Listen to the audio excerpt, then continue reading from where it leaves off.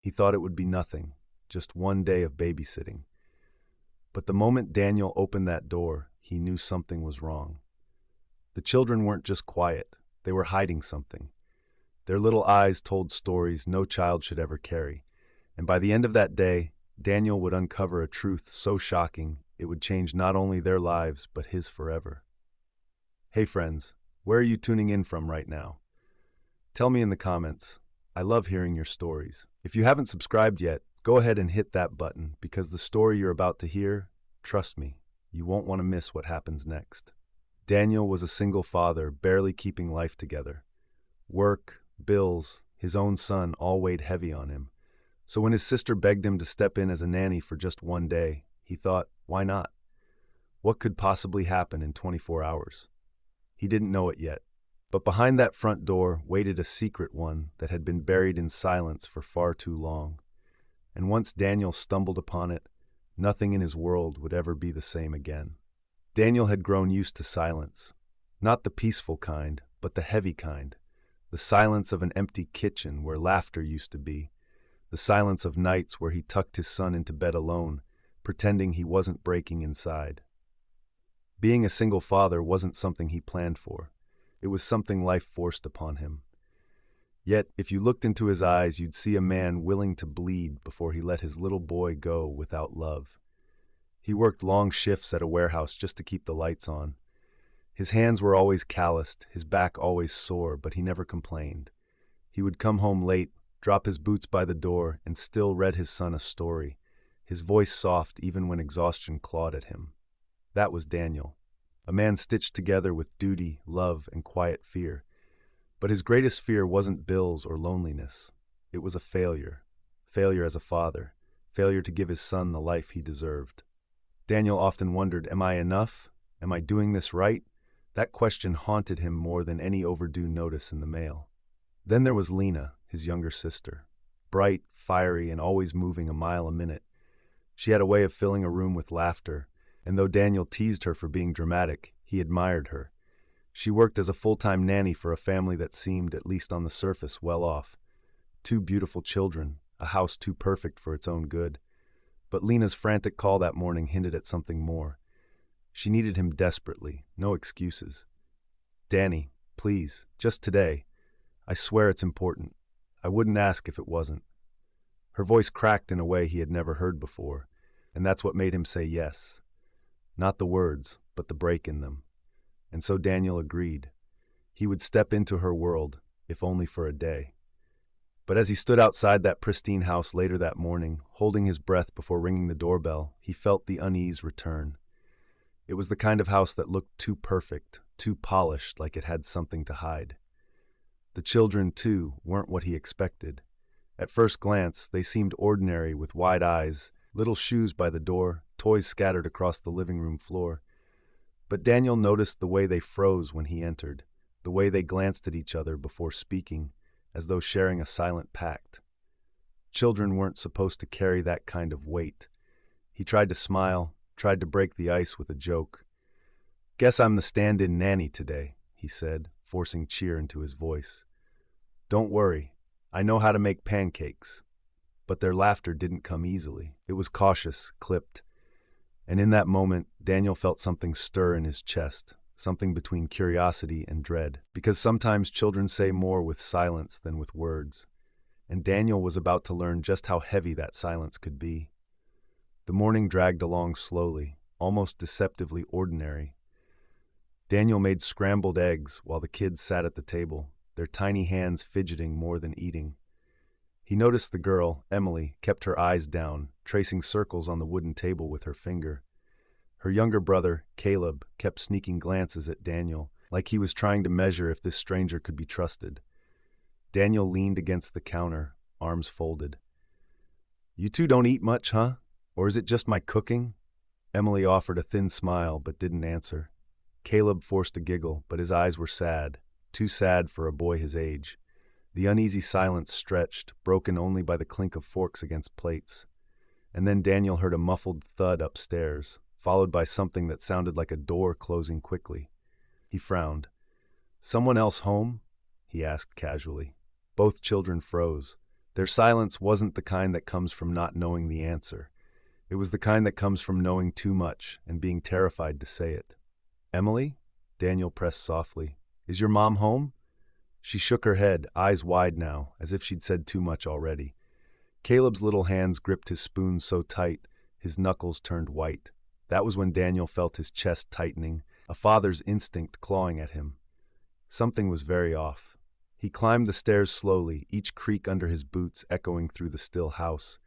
His breath caught as he noticed something Lena never mentioned, a locked door at the end of the hall, the frame scratched as though someone had tried to force it open before. Daniel leaned close, listening. For a moment there was only silence, then a faint sound, a whisper.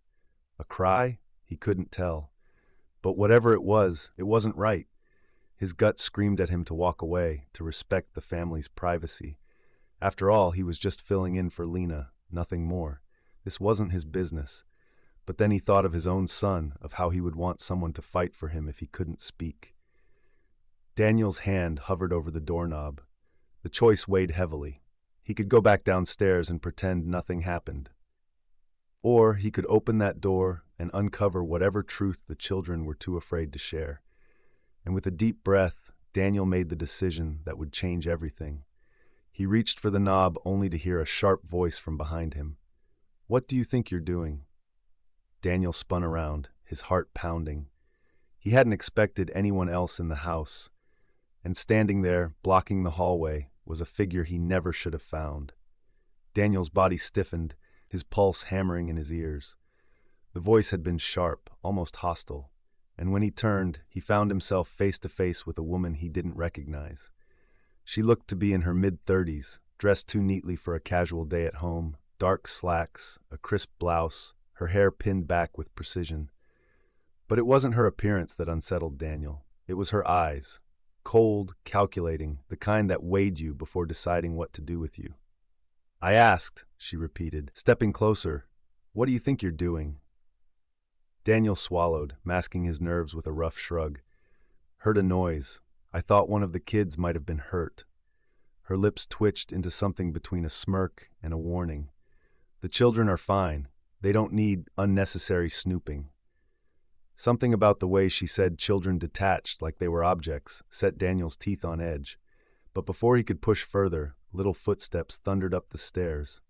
Emily appeared, breathless, her small frame trembling. "It's okay, Mrs. Harland," she whispered quickly, clutching her hands together. He didn't mean anything. He was just checking. Daniel glanced down at her. The way Emily's eyes darted between him and this woman told him everything. She was covering, not out of kindness, but out of fear. Mrs. Harland, so this must have been the children's mother. Lena had described her briefly before, strict, a bit cold, but professional. This, though, was beyond cold. It was ice. Daniel forced a smile.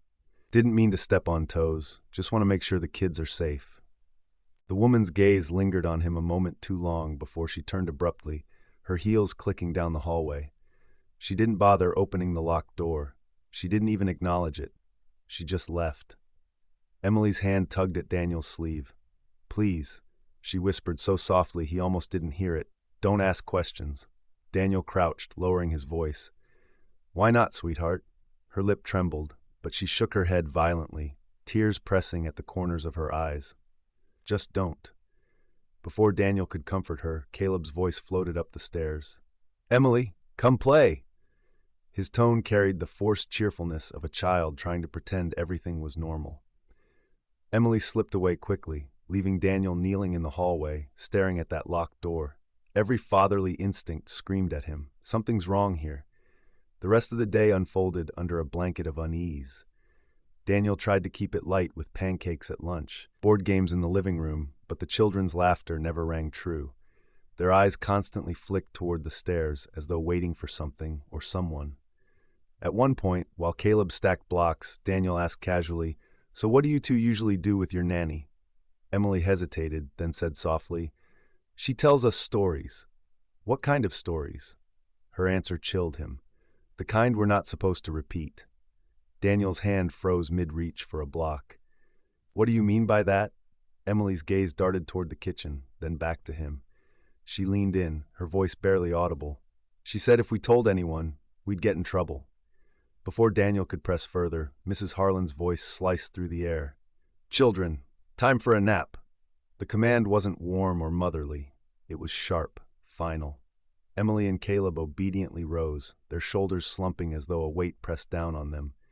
Daniel watched them disappear upstairs, the sound of their small feet fading. The house fell eerily quiet again. And in that silence, Daniel knew one thing. He hadn't just stepped in as a nanny for a day. He had stepped into a secret that threatened to crush these children, and maybe him too. But what haunted him most wasn't the locked door, or the cold mother, or even the children's silence. It was the single question echoing in his mind. What exactly had Lena gotten herself into by working here? That afternoon, while the children pretended to nap upstairs, Daniel wandered the kitchen, restless. Something gnawed at him like a shadow pressing against his chest. He couldn't shake Emily's trembling whisper. She said if we told anyone, we'd get in trouble.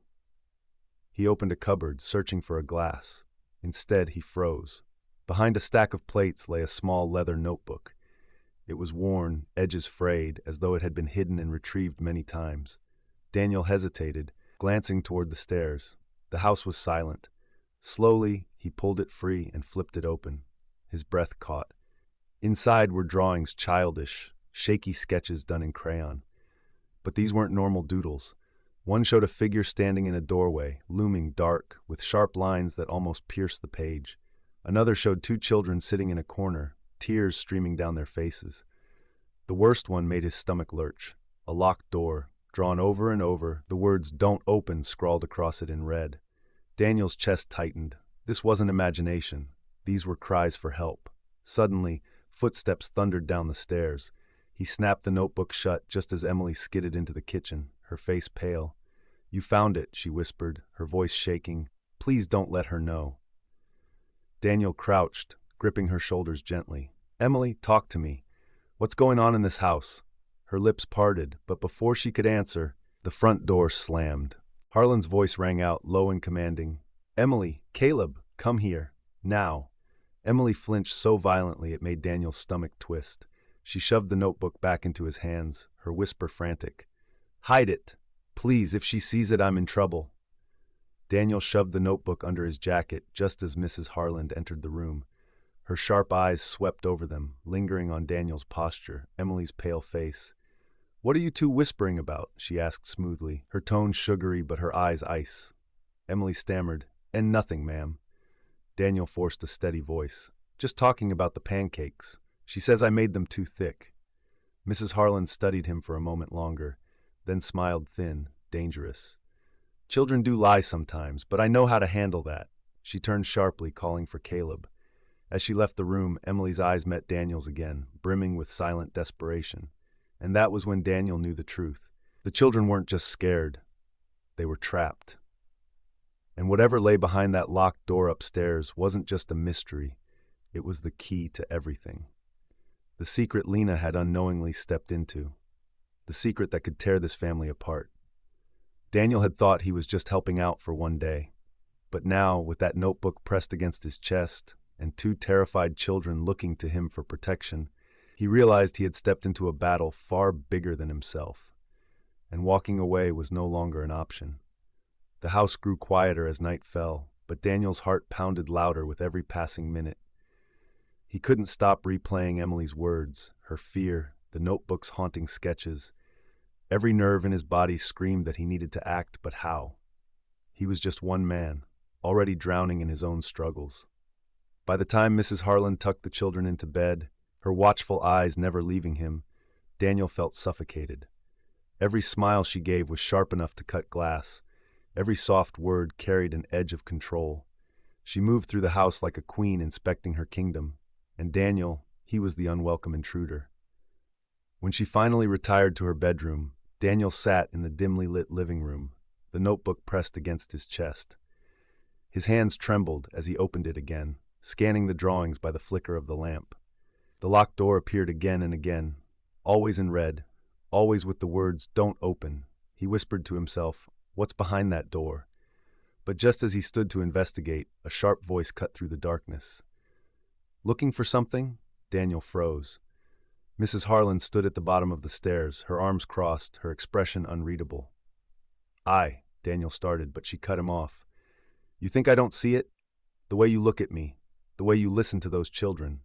Her smile widened, but it never touched her eyes. Children exaggerate, Mr. Johnson. They lie, they crave attention. Don't let their silly stories pull you into something you don't understand. Daniel's throat tightened. They're scared of you. Her eyes flashed. Scared or trained, there's a difference. One keeps a household in order, the other breeds chaos. She stepped closer, her voice dropping to a dangerous whisper. You don't belong here. You're here for one day, and then you disappear, just like everyone else who thinks they can interfere. Daniel's chest heaved. Every instinct screamed at him to fight back, to defend Emily and Caleb, but then he thought of his own son, waiting at home. He thought of the bills stacked on his table, the custody battle still looming in court. He wasn't a hero. He was barely surviving himself. And Mrs. Harlan knew it. Go back to your simple little life, Mr. Johnson, she said coldly. Leave this to me, or you'll regret it. She brushed past him, her perfume thick in the air, and disappeared into her room, locking the door with a sharp click. Daniel sank into the couch, his hands trembling. For the first time all day, he felt utterly powerless. Emily and Caleb's lives were hanging in the balance, but so was his own. And for a single crushing moment, he wondered if walking away might be the only way to protect the little boy who still called him Dad. The house was eerily quiet, the kind of silence that weighed heavy in Daniel's chest. After the confrontation in the kitchen, after Mrs. Harlan's venomous words about his failures as a father, he'd nearly broken.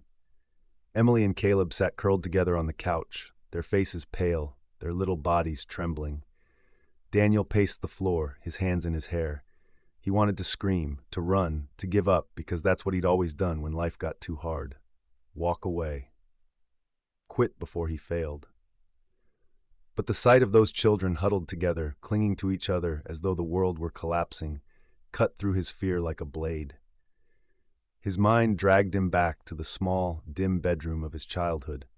He could still remember the peeling wallpaper, the single bulb that flickered overhead, the nights he lay awake listening for footsteps that never came. His mother had vanished one day, a suitcase and a promise never kept. His father went his own way long before he left physically. That loneliness had been a weight on his chest for years, one he thought he'd buried. But tonight it had clawed its way back up, suffocating him all over again. He pressed his palms against his eyes, fighting the sting of tears. I can't do this, he muttered under his breath. I'm not strong enough. Not for them, not for anyone. A soft sniff broke the silence. He lowered his hands and saw Emily staring at him, her arms wrapped tightly around Caleb, who had fallen asleep against her. She wasn't crying, at least not fully, but her lips trembled, her shoulders quivered. Mr. Johnson, she whispered, her voice fragile. Are you going to leave us too? The question sliced straight through him. His breath caught, his throat tightened. Leave us too. That meant they had already been left, probably more than once. Slowly, Daniel sank to his knees in front of the couch so his eyes were level with hers. He rested his hands carefully on the edge of the cushions, grounding himself. No, he said, his voice firmer this time. I'm not leaving you. Not tonight. Not ever. Her eyes shimmered, a mixture of disbelief and longing. She wanted to believe him, but trust didn't come easy for a child who had been betrayed too many times. Daniel exhaled, then whispered, I know what it feels like, Emily. To wait for someone who never comes back. To wonder if you're worth staying for. His throat tightened, but he forced himself to continue. I lived that, and I swore I'd never let another kid feel the way I did. Her small hand trembled as it reached forward, almost hesitant, until her fingers brushed against his. That single touch felt like a vow, a fragile bridge being built between two broken hearts. Caleb stirred in his sleep, his hand flopping into Daniel's other palm, tiny fingers curling instinctively around his. The weight in Daniel's chest shifted. It didn't vanish, but it transformed, from despair to duty, from fear to resolve. I'm not going anywhere, he repeated. Not while you need me. The storm outside cracked with thunder, shaking the walls, but for the first time all day, Daniel felt steady. His phone vibrated in his pocket. He pulled it out, staring at the screen. The 911 digits glowed back at him. He had dialed them earlier in a moment of panic but never pressed send. Fear of being judged, fear of losing, fear of failing. But now, holding Emily and Caleb's trust in his hands, fear no longer ruled him. He pressed his thumb firmly on the green button. The dispatcher's voice came calm and steady. 911, what's your emergency? Daniel lowered his tone, glancing toward the hallway to make sure Mrs. Harland wasn't near. My name is Daniel Johnson. 2 children are in danger here, and so am I. Please send someone quickly. The dispatcher asked questions about address, description, threat level. Daniel answered each one with a sharp clarity that surprised him. His voice didn't shake. His hands didn't tremble. For the first time in years, he felt like a man in control, a man who wasn't running away. When the call ended, Emily's eyes widened. You really called? Daniel nodded, tucking the phone back into his pocket. Help is coming, but until then, we will stay together, no matter what. Emily studied him, her expression shifting from fear to something softer, something braver. She leaned closer, resting her head lightly against his shoulder. You're not like her, she whispered. She leaves us in the dark where you stay. Daniel felt a lump rise in his throat, but he let the words sink deep, anchoring him. The storm howled louder, lightning splitting the sky. Somewhere in the house, a floorboard creaked, a reminder that Mrs. Harland was still there, still watching, still waiting. But Daniel no longer felt powerless. He wasn't just a stand-in nanny anymore. He wasn't a broken man defined by his past. He was their shield, their fighter. And when the final moment came, he would not falter. The storm outside raged harder than ever, thunder rattling the windows like a warning. Daniel's heart hammered as he stood in the hallway, the small brass key burning in his palm. Behind him, Emily clutched Caleb, both children staring up at him with wide, desperate eyes. Please, Emily whispered, her voice barely audible over the rain. You have to do it now. Daniel nodded, though his legs felt like lead. Every shadow in the hallway seemed to stretch toward that locked door, every sound magnified, as though the house itself was holding its breath. He slid the key into the lock, his fingers trembling, and the door swung open with a sharp creak. The smell hit him first, stale, damp, suffocating. The room inside was small, windowless, and cold. On the walls hung papers, scribbles, charts, drawings Emily must have made, taped there in frantic silence. Phrases written over and over in red crayon. Don't let her hear you. We are not safe. She's watching. Daniel's chest tightened. This wasn't just a locked room. It was a prison of their fear. He turned back to the children, his voice steadying.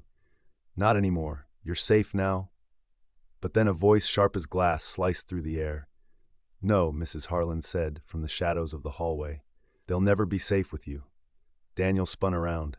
She stood just beyond the flickering light, her face twisted with fury, her eyes glowing with something unhinged. In her hand she gripped a heavy candlestick, the kind that could crush bone in a single swing. You had one job, Mr. Johnson, she hissed. One day, and you couldn't even manage that without poking your nose where it didn't belong. Daniel stepped forward, shielding Emily and Caleb behind him. This ends tonight, Mrs. Harland. They're not yours to control. Her laugh was low, almost guttural. See, control is what keeps them alive. Without me, they'd be nothing but broken, abandoned children just like you, Daniel. Isn't that right? The words cut deeper than the storm's chill. She knew. She knew about his past, the nights he spent alone as a child, waiting for a mother who never came back, a father who disappeared without explanation.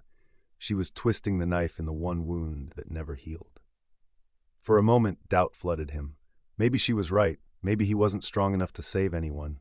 Maybe Emily's small hand tugged at his shirt. You're not like her, she whispered. You didn't leave us. That was it, the breaking point. Daniel squared his shoulders. You're wrong. I may not have all the answers, but I'll never be the kind of person who locks children away in fear. I won't walk away, not from them. Mrs. Harland's expression hardened, and with a sudden shriek, she raised the candlestick high. The storm roared outside as she lunged. Daniel braced himself, every muscle coiled. In a flash, he grabbed a chair from the hall and swung it up just in time. The candlestick clashed against wood with a deafening clang, sparks of pain shooting through his arms from the force. Run, he shouted to the kids. Emily pulled Caleb, dashing toward the front door. Mrs. Harland snarled, her strength surprising for someone her age, shoving against him with wild force. But Daniel held his ground. "Not tonight," he growled, pushing back with everything he had, every ounce of fear, every regret, every failure transformed into raw determination. With a final surge, he wrenched the candlestick from her grip and sent it clattering across the floor. For the first time, she looked small, her breath ragged, her face twisted not with power but with desperation. "You don't understand," she cried. "Without me, they'll end up like Lefhaldegward." But her words were cut short by the sound of sirens outside, red and blue lights flashing through the rain. Emily's voice carried from the porch. "He called them. He called the police." Daniel exhaled, chest heaving. He dialed emergency services before opening the locked door. He'd hoped he wouldn't need them, but deep down, he knew he would. Mrs. Harlan collapsed to her knees, her control slipping away at last. As the police burst through the door, Daniel gathered Emily and Caleb into his arms, their tears soaking his shirt. For the first time all day, his own tears fell freely, not from fear but from relief, because the nightmare was over. And for the first time in years, Daniel realized he wasn't just surviving. He was fighting for his son, for these children, for himself. And he had won. The flashing red and blue lights bathed the living room in harsh color, but for Daniel, it felt like dawn breaking after the longest night of his life. The officers led Mrs. Harland out the door, her once commanding presence shriveled to silence. The storm outside had begun to soften, the thunder rolling farther away, as though the sky itself had decided enough was enough. Daniel sank onto the couch, pulling Emily and Caleb close. For the first time, they weren't trembling. Emily leaned against his side, her small fingers gripping his sleeve, while Caleb tucked his head against Daniel's chest, drifting into an exhausted sleep. "You're safe now," Daniel whispered, his voice hoarse. "It's over." Emily tilted her face up toward him. "Because of you." The words hit him harder than any of Mrs. Harlan's venom. All his life he'd feared he wasn't enough, that he would never be strong, never be steady, never be the kind of father his own son deserved. But tonight, a little girl who had every reason not to trust anyone looked at him and saw something different. Not failure, not a weakness, but strength. At that moment, Daniel realized something. He hadn't just saved them, they had saved him too. Hours later, after the police had gone, after statements were given and the house had grown quiet again, Daniel stood by the window, watching the clouds break apart to reveal the faint glow of stars. Emily padded softly into the room, carrying a blanket. "You'll be cold," she said simply, handing it to him. Daniel smiled, taking it from her. "Thank you." She lingered, chewing her lip. "Are you still leaving tomorrow? Will your sister come back?" The question struck deep. This had started as a one-day favor, nothing more. But as Daniel looked at Emily and Caleb sleeping peacefully on the couch, he knew the answer had changed. "No," he said softly, kneeling so their eyes met. "Not tomorrow. Not the next day. I'm here as long as you need me. You're not alone anymore." Her eyes filled with tears, but this time they weren't from fear. She threw her arms around his neck, clinging to him with a desperate relief. Daniel held her tight, his own tears finally spilling free. When the dawn finally came, the house felt lighter, freer. The children no longer glanced nervously at the hallway. The air no longer hummed with unspoken dread. And Daniel, a man who had walked in as nothing more than a reluctant stand-in nanny, walked out forever changed. Because in a single day, he had discovered something shocking. Not just the children's hidden suffering, but his own hidden strength. That day hadn't just made him their protector, it had made him whole. And that's the story of how one single dad, stepping in as a nanny for just a day, uncovered a truth that changed all of their lives forever. If this story touched you, let me know where you're watching from in the comments below. And don't forget to subscribe, because more stories like this are coming your way.